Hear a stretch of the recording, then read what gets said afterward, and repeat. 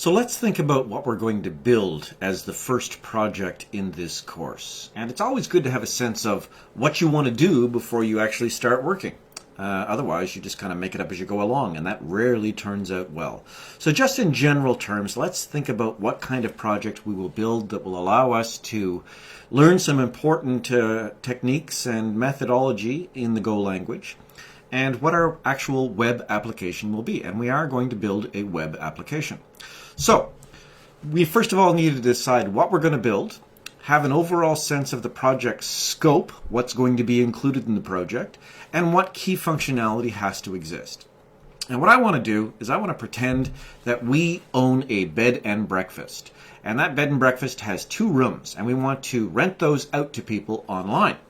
So we're going to have a bed and breakfast. It's going to have 2 rooms, and people should be able to come to a website, look at what's available, search for certain dates that they might want to stay with us, and then make a booking and reservation.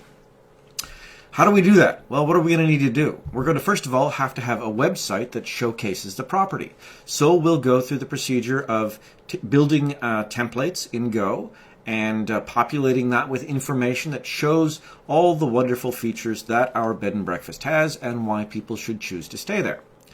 We also need to allow people to book a room for 1 or more nights. That means they have to come to the site, choose what room they might want to stay in, and then search to say, hey, I want to stay here from July the 6th to July the 10th.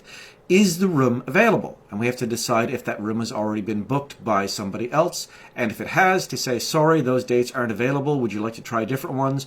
Or say, sure, the room is available. Would you like to book it? And if the room is available, the guest should be able to enter some information, enough information that the host knows what to prepare for when the person arrives or the people arrive. And then we need to notify the guest that their reservation was successful, either by sending them an email or a text or whatever. And we also need to notify the property owner. Hey, you got a new reservation. You might want to pay attention to it and make sure that things are ready before the guest arrives. Okay, that seems like reasonable assumptions. Key functionality, in addition to allowing someone to book a room, we need to have a kind of back-end system that the owner of the bed and breakfast logs into to see who's coming and when they're coming. They need to be able to review existing reservations. We should probably show a calendar of their upcoming reservations and past reservations. They should be able to change or cancel a booking because, people's plans change and someone might say, oh, we're going to stay for an extra day, or no, we can't come at all, whatever it may be. So these are the kinds of things that we need to do. Now, this only takes a couple of minutes to go over in general terms, but there's a lot of work to make this happen. And it doesn't matter if you're building the program in Go or you're doing it in Node.js or PHP or whatever it may be. There's a lot of functionality that we need to think about. So to make this happen, what kinds of things are we going to need? Well, obviously, we're going to have some kind of authentication system. We want the owner to be the only person that can go in and change a booking or look at bookings and get this information. So it has to be secured with a password or some means of logging into a back-end system. So we're going to have authentication. We're also going to have somewhere to store this information. Where do the bookings go? What about users that can log into the back-end system? This has to be stored somewhere.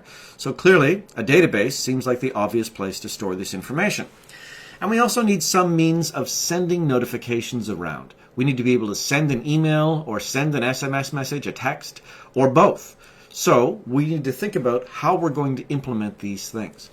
And it's a fair bit of work, but it's kind of fun. And we're going to go through and build a fully functional a system that allows people to book reservations online.